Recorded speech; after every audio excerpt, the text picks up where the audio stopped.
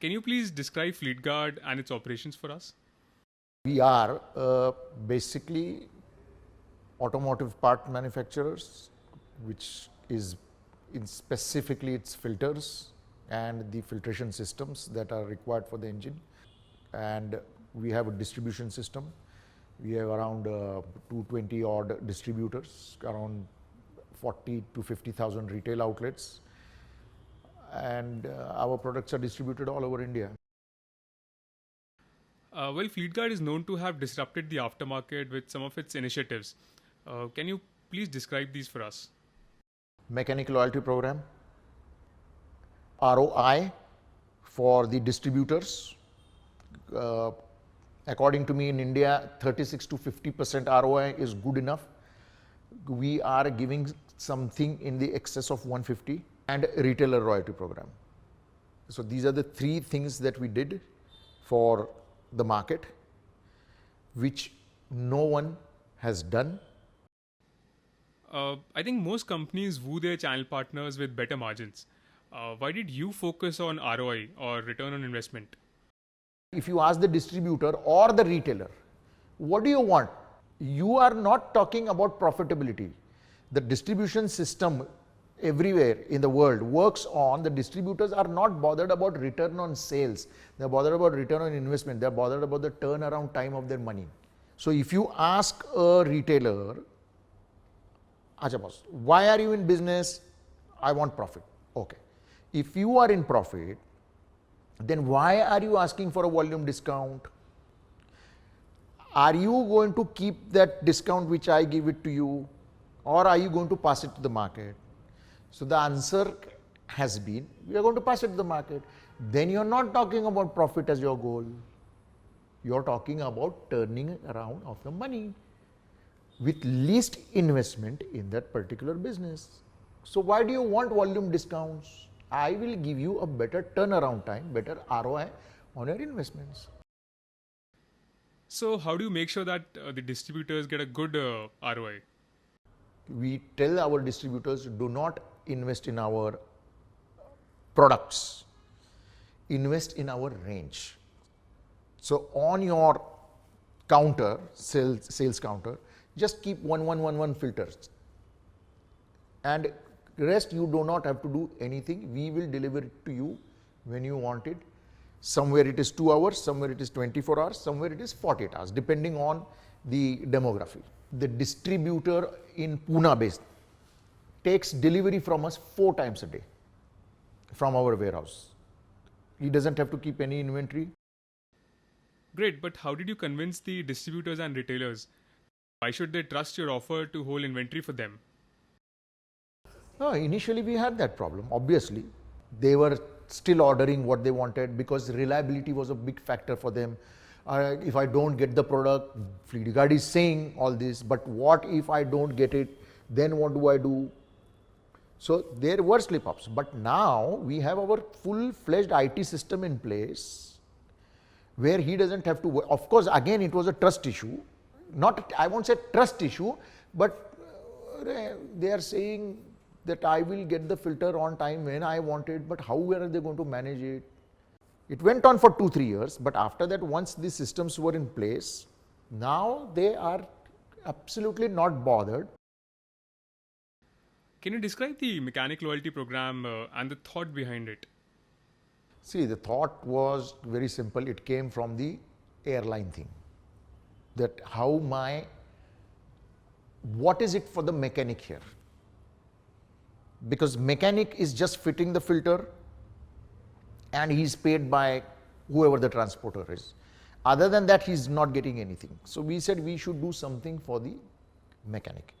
We thought of various things: insurance, school for his kids, education, on religious days, give them some gifts. I said, but at the end of the day, we thought, or we came to a conclusion that it doesn't make any sense, because anybody can do this. Giving a gift or doing an insurance, he will get it what? Insurance, God alone knows when he'll get it. So for me or for anybody, what is my short-term gain? is unfortunately that is what people think of, but for a mechanic whose daily stuff is on whatever is happening or whatever is earning every day is what it depends on. So we said let us have something like an airline where we give him points on fitment and our scheme is open-ended. So he can spend his miles or retrieve his miles or redeem is the right word. He can redeem the miles whenever he wants. So there is no end to our MLP, number one, like in blackout days or whatever in the airline they call, or they expire after a few days. We do not have anything of that. It's open-ended, it will go on for lifelong till Fleetguard is in existence. So that is what we did with MLP. What about the usual discounts and schemes that most companies tend to offer? No discounts, no schemes, no discounts, nothing. No Diwali bonus, no Christmas bonus, no whatever religious functions that we have in India, no schemes, nothing. Everything is gone. But were the channel partners okay with this? Was it difficult for them to accept it? It took us at least 3 to 4 years.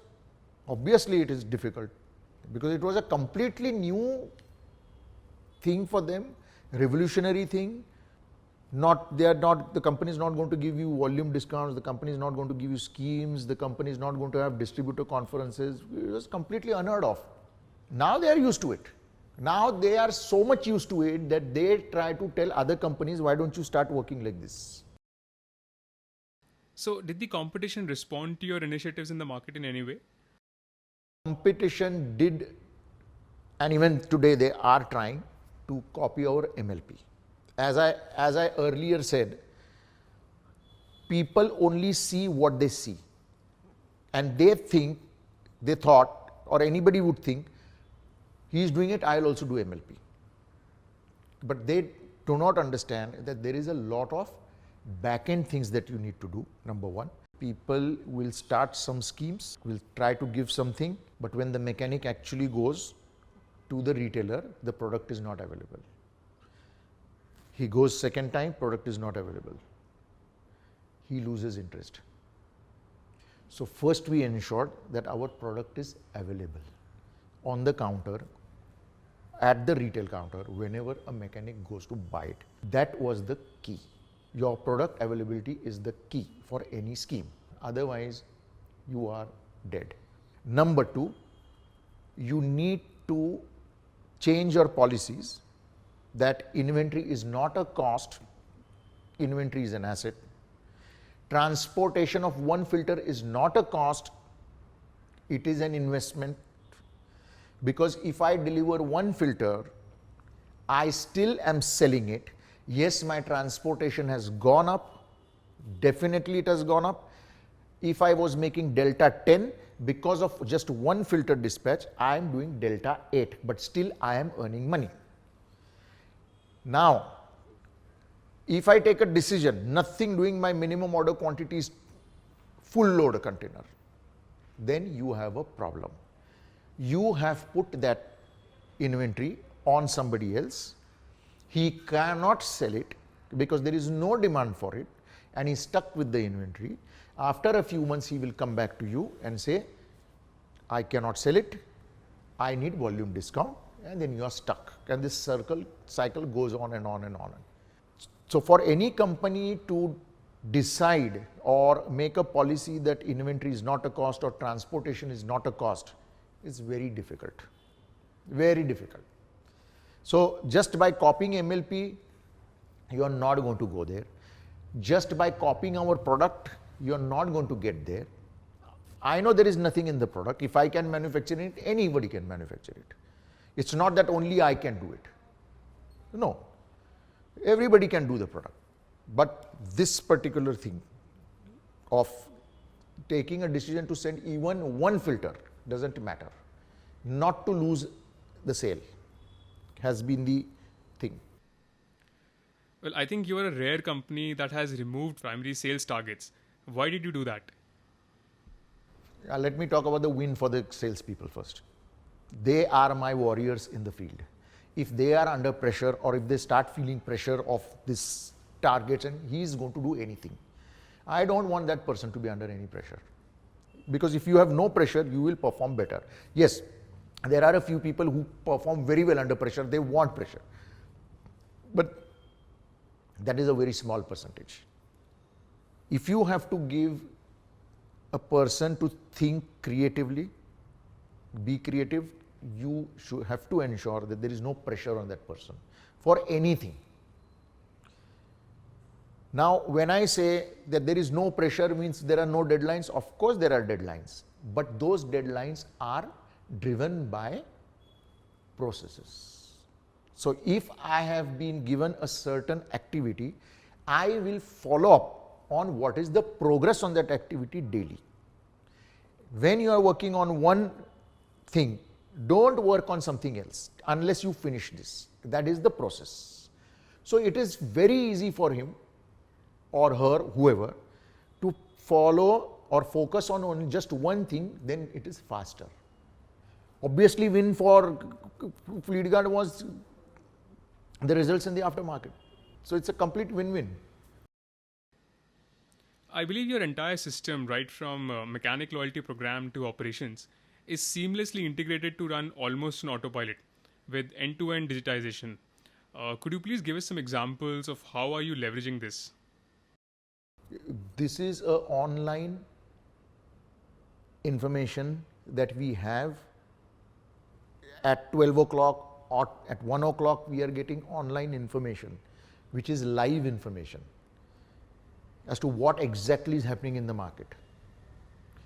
Suddenly we can also realize that some mechanic is not fitting the filter at all. Why is that mechanic not doing it? Now, how do we get that? Obviously because of the MLP, scanning and all that stuff. So, we know exactly what is happening in the market. We exactly know which distributor has sold what, to whom.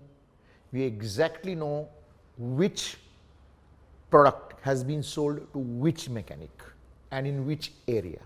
Of course, now where was that filter fitted, we don't know. Today we don't know, but we are working on it. If a particular distributor orders more, then it will give a signal. That dispatch will stop, and automatically from the war room that we have for the aftermarket, he will pick up a phone and say, why do you want more filters? So, what has been the outcome of this amazing journey that you have had?